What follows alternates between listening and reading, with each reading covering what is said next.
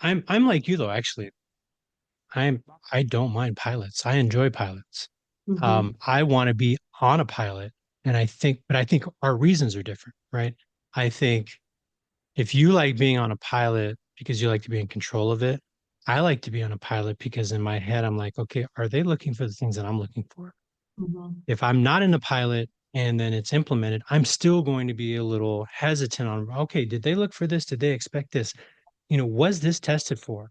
Right. So I want to be in on those because I will speak up. I will be that nag and, and make people wish that I wasn't part of the process.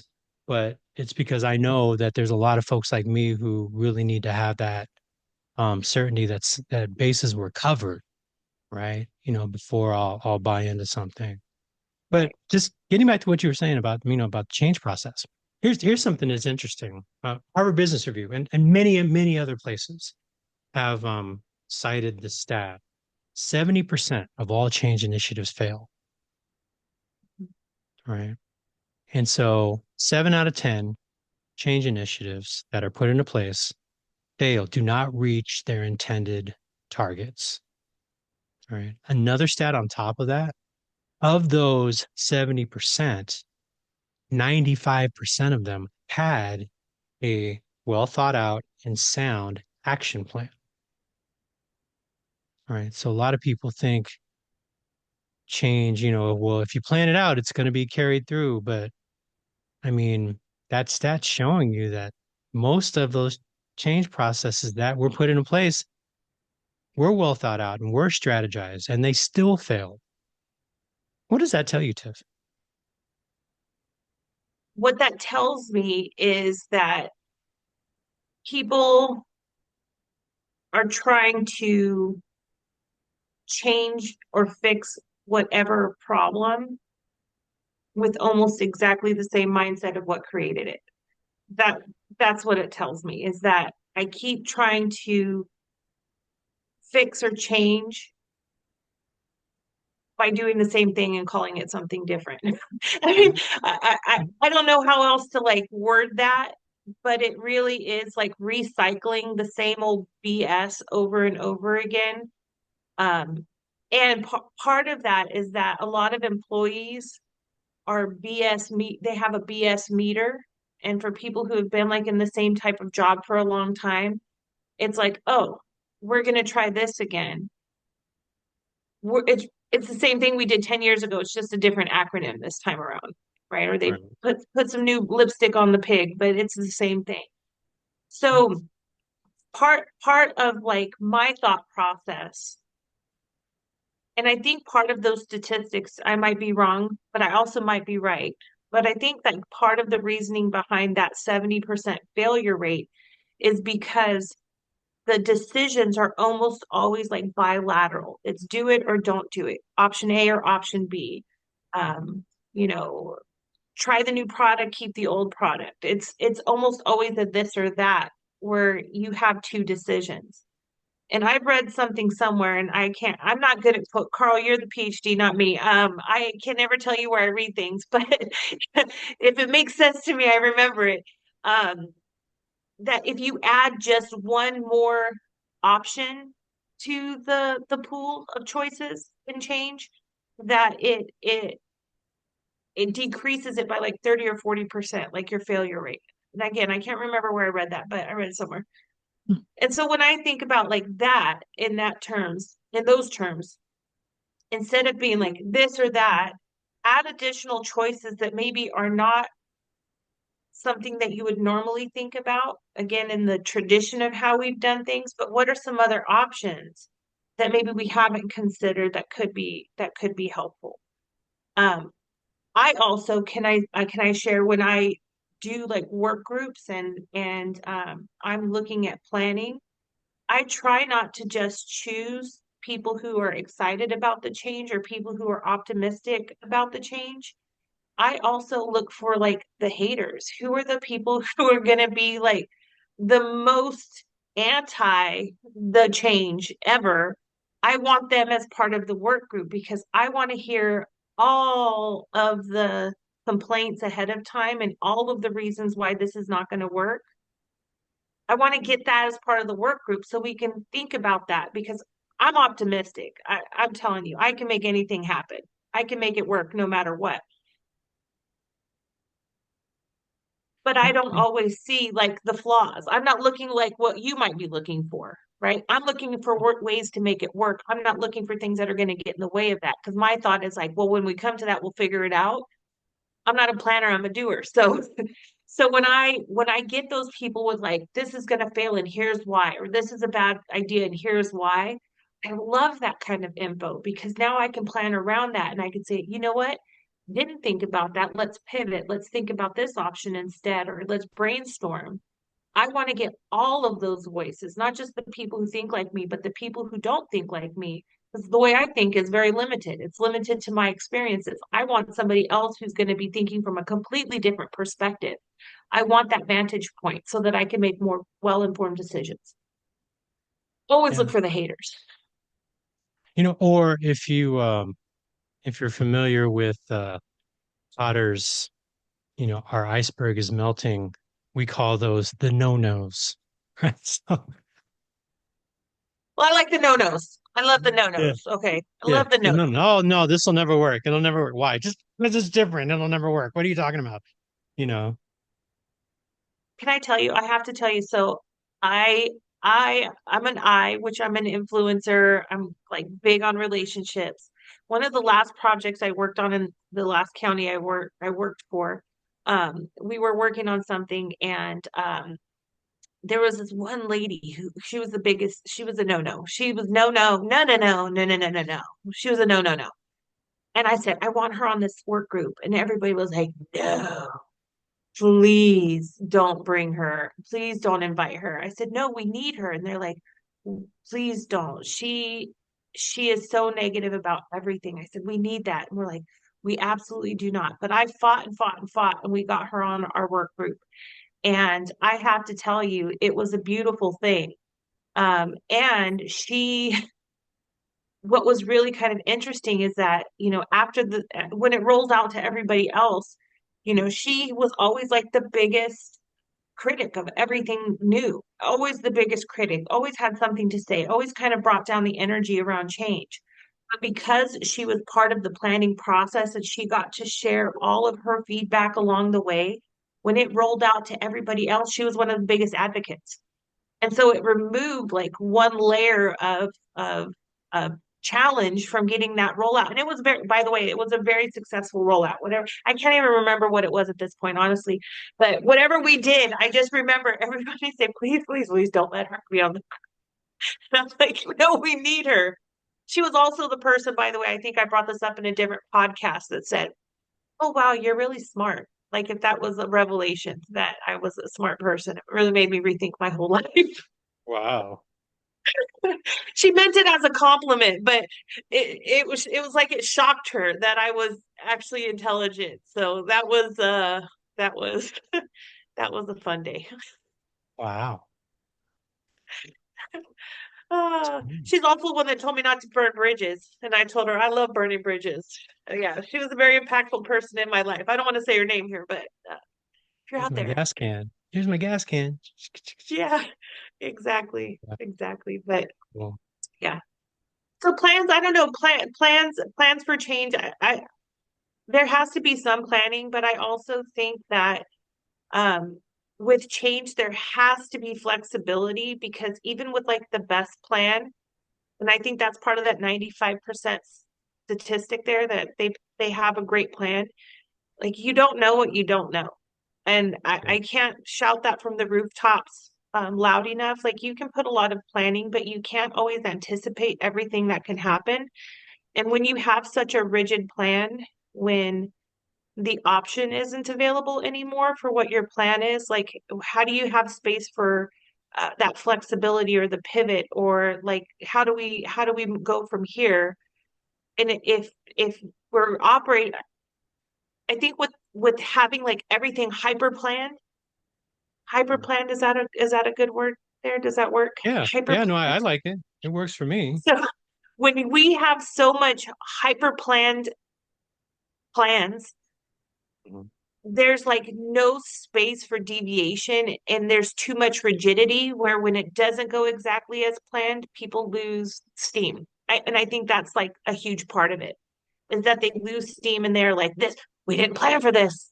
Well, it's happening. So let's figure it out. But if people are too stuck, like, oh, back to the drawing board, we need to go replan the plan.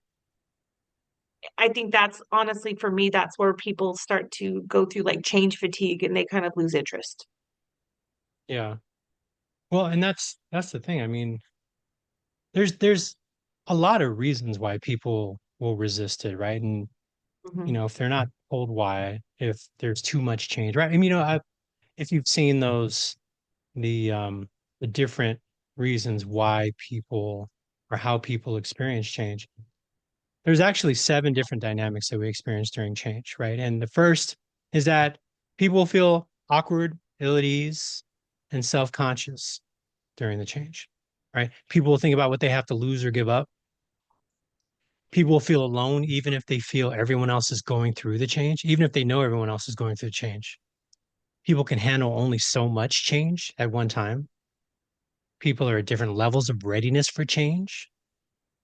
People will be concerned that they don't have enough resources to make that change. And then people will revert back to the old behaviors once the pressure is off, right? And so, I mean, it's a powerful thought process, those seven different things. And it's something, when we teach change management courses, I think about that a lot. I think about what is it that, I focus on. And just to bring it up here on the screen, just to show it, I know the thing that has always, been something for me is number two. What will we have to lose or give up? Right? Even if the benefit is there and people have stated that it's a benefit and you have a good idea that it's going to be beneficial, right? I'm changing to C4 from the system we had before. And where the system we had where I worked was based off of Word Perfect, where you tab through screens. You didn't even use your mouse. And if you made a mistake on the screen, you had to exit the screen and come back into it and redo the entire freaking screen, right? So Hmm. C4 would have been a benefit to us, and it was. It just was a benefit a year after I left. But you know, because we were supposed to be in the first two or three pilots before it just got rolled out. But a lot of people were like, well, why are we making this change? They're always changing. I can't believe they're always changing. They're always going through these different screens. We just went through this like 12 years ago. Okay, well, this is actually going to make your job better, right? But what am I losing and giving up? The comfort that I know how to utilize this. I don't have to learn something new. I don't have to fudge or fumble, right? In understanding what is expected of me. Right. And so that's something that it's something that came up during the pandemic, like I already mentioned, right? I was ready to find something else to do because I didn't have a Zoom account when the pandemic hit. I didn't have a Zoom account, didn't have a WebEx account, didn't really use Microsoft Teams very well. And now you're saying that I'm supposed to teach here. How the hell does anybody teach anything on any of these? These are, presentation software. It's not teaching, right? I had no clue. Right. But my first Right. thought was negative. Why? Because what we did in person, I knew that. I can predict that. I understand the rhythms, right? I had a whole thing, right, of how to get people warmed into the class. And now I have to learn a whole new thing. It could be better, but my brain first, it's just like, our one of our colleagues, Lori Kozar, always talks about the idea of homeostasis, right? Our brain wants to be in homeostasis. So when something new is introduced, if it's not immediately going to be a benefit, our brain is going to say, but wait, the grass was always greener, right? And so that's something to think about. That number two is definitely one that the more I've thought about, the more it changed my identity. I went from being a subject matter expert to a ranked beginner, right? Right. And I worked my tail off to become a subject matter expert in virtual training. I'm still trying to to perfect that expertise, but it's something that, you know, was 13 years to, hey, you got a virtual class next month. Get busy living or get busy dying, right? So, Right. how about you? Well, so for me, it's the readiness for change. And I have like a thought for this. If you stay ready, you never have to get ready. Yeah. So readiness for change for me, I think is where I try to stay ready for change. And again, part of that is most of my adult life I've worked in government where the philosophy is really get fluent in what is, but don't get attached to it because it's not going to stay around for long. And I was really comfortable with that. And I actually, as just who I am as a person, I'm not a huge fan of routine. This is why, chaos is my normal state and I really thrive in that. So I really like the abundance of challenge in the workplace. But, as I'm looking at these, where my mind went, I know we're talking about like organizational work changes. I even thought about like what we were talking about earlier about like weight and like diet and how this applies even to changing like eating habits or like you woke up and you said, today's the day I'm gonna lose those extra pounds. You feel you go look at a menu at a restaurant and you don't know what to even look for and you're self-conscious. If I order the salad, are they going to be like, yeah, right? Are you going to go to the drive-through at Taco Bell when you leave here? Like you might tell yourself stories or you're Or like thinking that old about, joke. Can I get yeah, a small Happy Meal with a large Diet Coke? Right? yeah, Yeah. exactly. So, you might feel awkward about that or like I will share with you like I worked with a nutritionist and I shared with her like one of the things that's really challenging for me is I eat out a lot because I'm on the road a lot.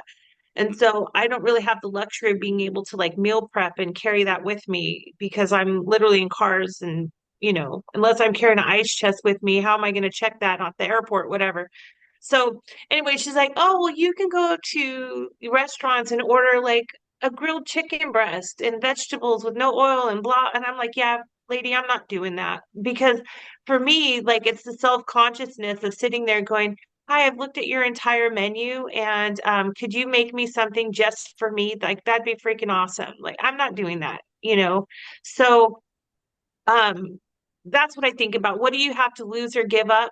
Again, I think most people who are going on a diet, they go into a bit of mourning for like, oh, I can't have cookies anymore. Oh, I'll never be able to enjoy an ice cold beer ever again. And so that like deficit mindset of of what you give up. You feel alone, even though if your whole family goes on a diet with you, you feel like, oh, I'm the only one suffering. Like, I don't know if you watched, or I'm very active on social media. Apparently, that's like TikTok is my new favorite thing. But um, I always laugh when people are like eating in their cars so their spouse doesn't know that they're cheating on their family diet, you know? Gotta hurry up and eat this Chick-fil-A burger or sandwich before I get home because we're on a diet at my house. Or like the wife will find like food wrappers in the garbage can. You went to Jack in the Box without me. Yeah. So, like really feeling alone or you don't have any support. Again, people can only handle so much change, right? If you're like, this is why I think most New Year's resolutions fail when it comes to like health and fitness. Is people like, I'm going to go on a diet. I'm going to join the gym. I'm going to give up soda. I'm going to just drink water with lemon. And it's just too much at one time. And they're like, oh, to hell with this. Yeah. Give me a Coke and a cookie and let me live my life. So, I mean, I can go back to all of these. I don't have enough support or resources. If only I had a personal chef, a personal trainer, if only I had the Kardashian surgeon, I'd be fine. Um, and again, once the pressure's off, people do oftentimes go back to old behaviors. I think everybody can relate to that. Everybody. I know for me as Tardy Tiffany, if I was getting some feedback around being on time for work, as soon as you stopped looking at me, I probably slip right back into being late for work again as soon as the pressure was off. I knew it wasn't the right thing to do, but again, some habits die really, really hard. And Yeah. um, so I get this for all of this, not just, through organizational change, but even through life changes. All of these have impacts in different ways. And you can go through multiple of these feelings or dynamics simultaneously, and some may not impact you at all, period. Yeah. So, So what do you do? What do you do in those situations? You mentioned the idea of just having one more option makes the success of the change more real.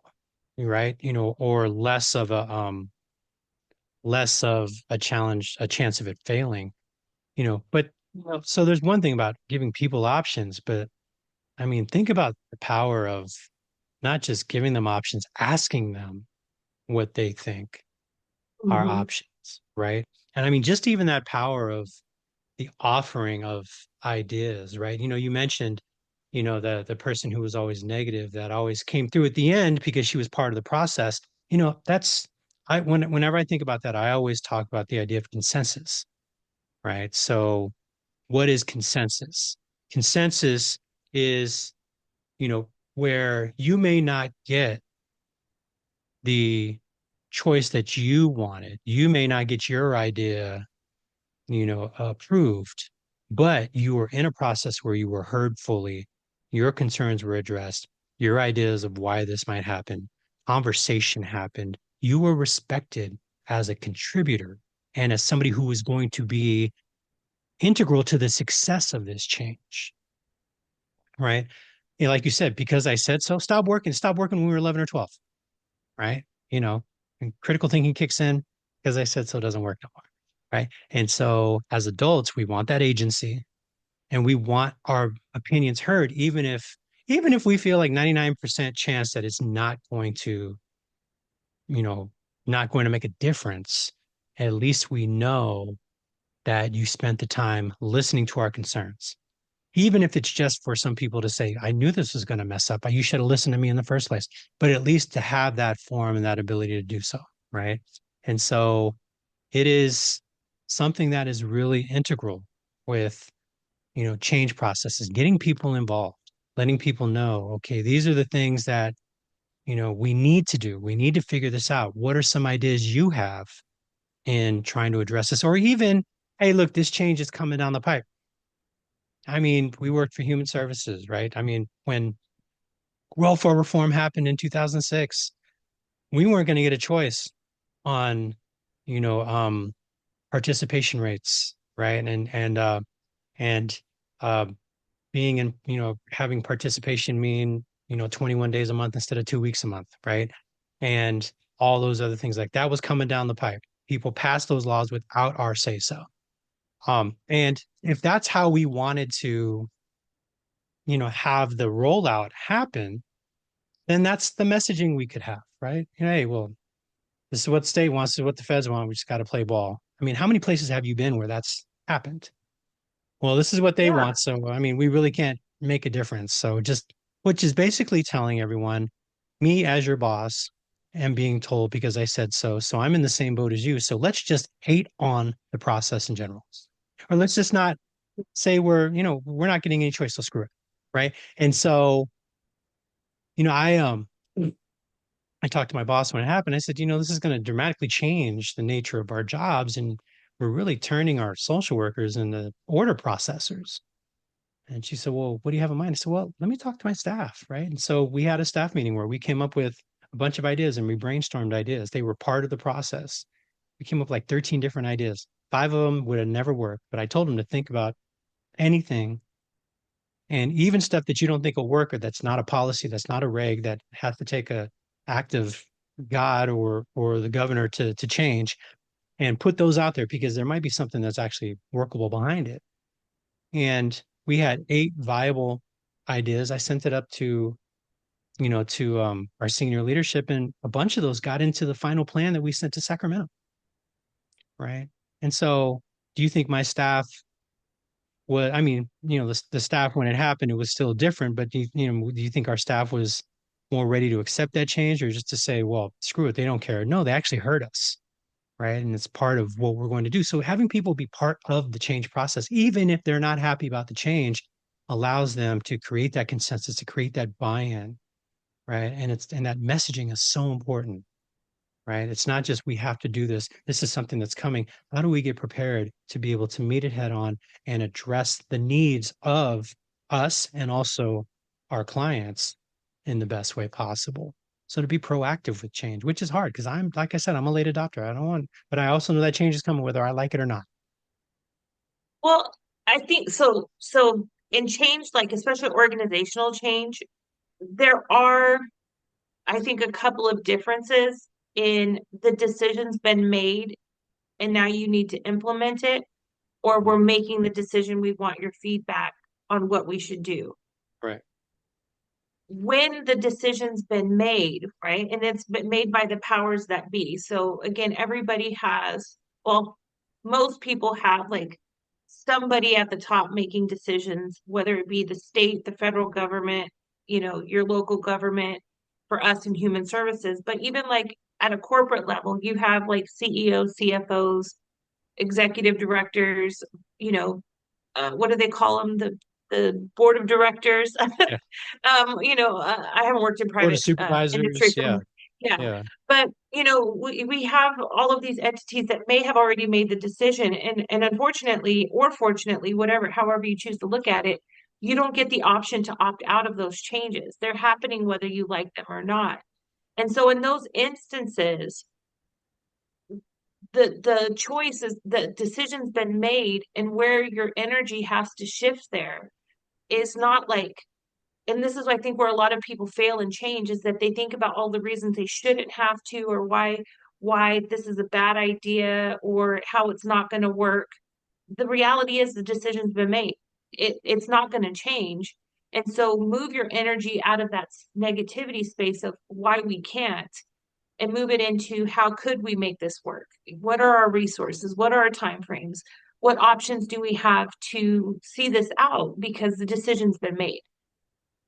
So in those instances, from a leadership perspective, when the decision's been made, if I'm not the decision maker, but I have to implement it, then I really want to focus the people that I support into, here's the reality, here's the change, here's why, or the outcome that we're hoping for, here's what we do have available, and maybe even being a bit honest about, we don't have all of the information, but here's what we do know, right? Here's what we do know, and here's what ideas, very much like you mentioned, what are the ideas that you have? What can we do, right, with what we have?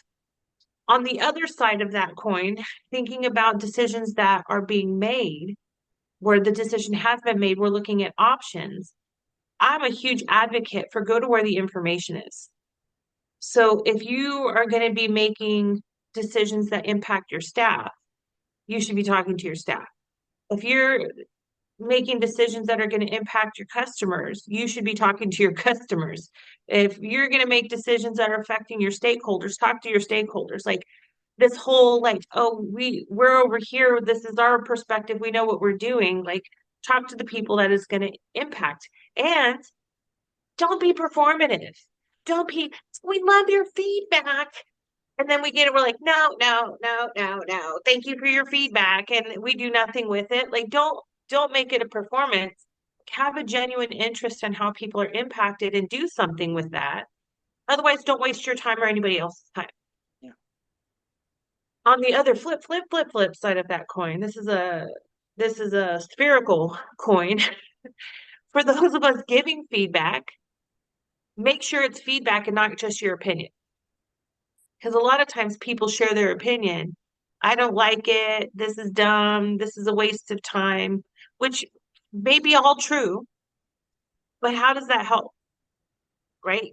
Give me something specific. Like, I don't like this idea because it's going to take 3 times as long for people to get services. Or I'm really struggling with wrapping my head around this part because it isolates a certain population and makes it more difficult for them to get what they need. Or um, I can see that you want to do this, but our system don't go that way. So what's going to be the process to do this, given that our automation hasn't kept up? What's the plan for that? To me, that's valuable. That's feedback. But just, I don't like it. This doesn't feel right. I don't want to do it. That's your opinion, and it's not really helping anybody, right? Talk to your therapist. Don't talk to me. Talk to somebody else about that, right? So No I bitch to me. again, yeah, Like they feelings say in are important. Sopranos. Yeah. But feelings are important. Like I want to validate like how you feel about it, but your feelings aren't going to change the outcome, and it doesn't change the decision making process. If you're not giving me like some hard feedback, data, observations, reasoning, on what direction we can go into. It's really just, bitching about it. And that's probably not going to sway anything in any direction. And that's where, again, a lot of employees are like, I don't feel heard because I told them I didn't like it and they did it anyways. You're Give better feedback, give better Yeah, information, you know. And again, leaders heed that information, listen to it, and then make some good decisions. I 100% agree. And, just thinking about that idea of if 70% of change initiatives fail and 95% of those had good plans, how much of the failure has to do with how people feel about it and how much they've adopted and bought in, right? Yeah. And so, like Yeah, you said, this is stupid, this isn't going to work. Well, why? And exactly. having that conversation, listening to people, gaining that consensus ahead of time, and then also when we are ready to roll things out, when we are preparing for it, and when it's actually happening, right? You have to recognize when people are out in what, is called the neutral zone, right? And Bridges transition theory, right? When we go from the old process to the new process, there's all this space in the middle that we are dealing with, that we are in new territory. And how many people like walking around? I always equate it to walking around in an all dark room that kids have been playing in all day, right? So how are you walking around that room? Barefooted, per se, Hmm. right? You're gonna You're step on a afraid Lego.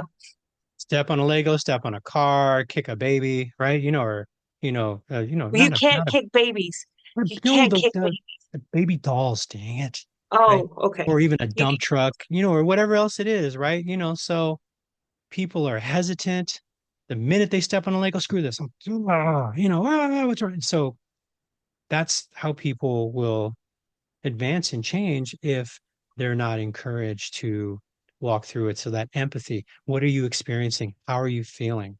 I'm feeling like I'm struggling learning this. Okay. So yeah, absolutely. This is a new process. Right. So, and it's hard. And, so I get it. And you're not being judged on what's happening right now. You're learning it. You're getting better at it. Right. And that's the dip in the J curve. Right. And so talking to people through it, giving people short-term wins. Look how far you've come. You didn't know how to even enter the screen last month. And now you're three screens in, you're able to make a, simple determination. You're able to go through an intake appointment, right? Which is everything. How often did we hear this last year with, all of our counties moving to CalSAWS, right? And just Mhm. even CalSAWS has replaced millennials as the dirty word in human services, right? So, it's Don't say it 3 times in a mirror. That's what I always say. for real, right? So, but people, why? It's a new system. We have to learn this. We have to utilize this with people. It can affect people. It can affect me. I don't know how to use this. I'm used to CalWin. I'm used to C4. You're throwing this at us. Why is this benefiting us? Yeah, I didn't have a problem with it. You're talking about that other department that had a problem with it. Why do we have to change because of them? You hear all these things, right? Are any of those rational Mhm. or rational reasons not to change? They're valid emotions. Even if they're not rational, they're valid because that's how somebody feels. And how somebody feels is valid because if it wasn't, they wouldn't be feeling it. Right. So recognizing that and validating that person's right to feel that way and then having a conversation from there that gets people from that limbic response to the more rational response, which is where they have to be able to accept that change and moving forward. Right. And it's so important. And I mean, I talk about it all the time. Just I have a change model that I use and just regular conversation with people because you know anytime something new comes up, people why are we doing this and this is ridiculous, right? And I'm sure. Have you seen me talk about the Noster model, Tiff, or have you Are utilized you that? bringing Nostradamus into this? Are you going to tell me the future? Sees the future, and that's how you get through a change process is knowing Nosferatu. No, I'm sorry, Oh, Nostradamus. I love this.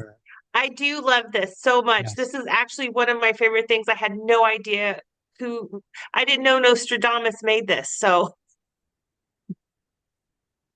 And Nosferatu made it, right? Which is makes it even more evil. But no, actually, this was introduced to me by a friend of ours, Kay Kelly, and she walked me through it, and it was life changing when she walked me through it. And This is people my might, favorite model. This is it literally is, my favorite model. I really do love this. I sleep with this under my pillow. It's my favorite thing. yeah, people, and I mean, and people say life changing. Stop being so dramatic, Carl. No, it really has changed a lot of my thought processes, right? So if 70% of all change processes fail, you see why. Out of the seven outcomes for a change process, only one of them is inherently positive, success. Right? Then you have six other outcomes: confusion, anxiety, resistance, frustration, false starts, and isolation. Right.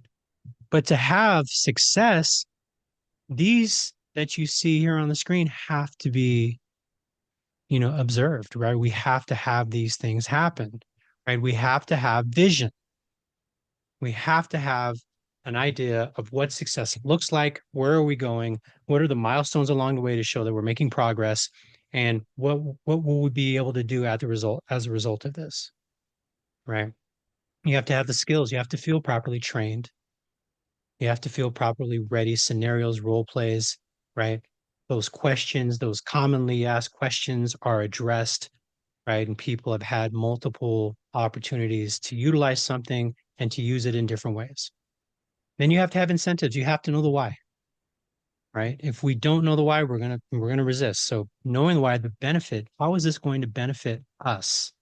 Going from a monthly report to a quarterly report will reduce, the reports that you receive from your 600 clients from 12 reports a year to four.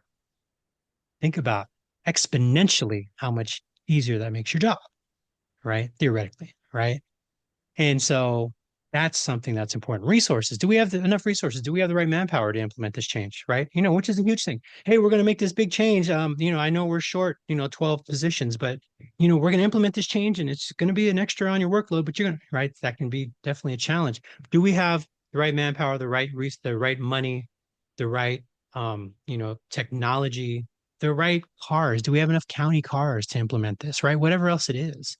Right. Do we have an action plan that's sound and contingencies for that action plan when it fails? And then collegiality. Are we all in the same team? Are we all in the same gang, Michele? Right? Are we all pulling on the same rope in the same direction? Right. And once that happens, we have a better chance at success. But if one of these things fail, you have the other outcomes. If we don't have a vision, if we don't know what success looks like, we get confused. If we aren't, if we don't feel like we're properly skilled, if we're prepared for this change, we're going to have anxiety. Think about people with test anxiety, right? Did I study enough? That's something that happens. If we're not given the incentives, if we're not told why and how this is going to be benefit to us, we will have that natural resistance. If we don't feel like we have enough resources to get it done, we get frustrated. We don't have action plans and contingency plans. We have a bunch of false starts and we have to restart, and people lose faith and confidence in our ability to make that change successfully. And if we aren't on the same gang, we're going to be isolated, or we're going to form our own gangs and we're going to go to war, or we're just going to lock ourselves in our silos. Right. Yeah. And so it's such a clear, simple idea, and it makes all the sense in the world. Right. I'm going to tell you why I love this or how I use this. For me, this really has two functions. The first one, of course, is as a planning tool. So, each of these categories are incredibly important. I think it's important to note here too, the vision and incentives, although they sound like they're almost exactly the same thing, they're slightly different. Because when I think about what the vision is, it's ultimately the outcome, right? Like you said, like if we do this right, well, like what does that look like? So that's a really like big picture overview of what we're looking at. And then incentives for me, when I'm thinking about incentives, it goes back to the user, like what benefits are they getting? Is it going to make their job easier, faster, more, services for their customers? Like why should they buy into it? Um, Action plans, I always simplify to who does what by when. and not just assuming people know what they're going to do. And this is where I break into a little bit of song. I remember I said I wish I could sing and dance. This is how I do it really badly. I just want to say for action plans really quickly that ASAP is not a due date. ASAP is not a due date. And here's the song. If you want it done, you better put a date on it. If you want it done, you better put a date on it. Oh, oh, oh, oh. That's my song. That's as good as I sing right there. So, ASAP is a rapper. Yes, go ahead. yeah, yeah. So, like, put who does what by when, be really clear on that. And that idea of collegiality, we're all going through this together, I think is incredibly important for leadership, especially in change that they are going through at the same time because people look at their leaders for, information. They look at their leaders for direction. And a lot of times, like, if I'm your supervisor or I'm your manager, like, I'm going through this change too. Like, you want certainty from me. I have no freaking idea. So part of that collegiality is like the openness of saying, we don't know what tomorrow's going to look like. Here's what we're planning. And this is what we're doing right now. As it changes, we're going to change together. We're going to figure it out together. So I really like this as a planning tool, but I also really like this as a diagnostic tool. And so when you're looking at it and you're like, gosh, my team is really resistant. Why are people not on board with this? Then you need to go into more about the incentives. If you're like, man, we keep having to do revisions and revisions and revisions, like here's policy 47-01, and then you're like, JK, LOL, actually here's revision number one, here's revision number 47. People are gonna be like, you know, You mean beat it. building the Like plane while you're flying it? Right.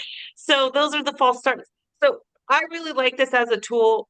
I really love this as a tool. It is life changing, but from a planning perspective, if you can communicate all of this effectively, if you can plan for all of this effectively, you're more likely to have an effective change than if you skip any of this. And So the most, huge yeah. fan. And the most important thing you said right there is if you can communicate this, right? If you don't Ooh, communicate it, it don't matter what ring you put on it, right? Um, but this is how, using this as a diagnostic, how do you use it as a diagnostic? Hey, look, I'm having troubles with this new initiative. Okay, guess what? You get to bring this out. Tell me what you're feeling, and is it one of these things? Or tell me what you're experiencing. And okay, I hear you saying, we're short staffed right now. So you feel like this is a resource issue. Is that what I'm hearing from you? Right. So, in that situation, or at least you don't even have to say, oh, it's a resources. You can say, so it sounds like you're short staffed, and that means resources.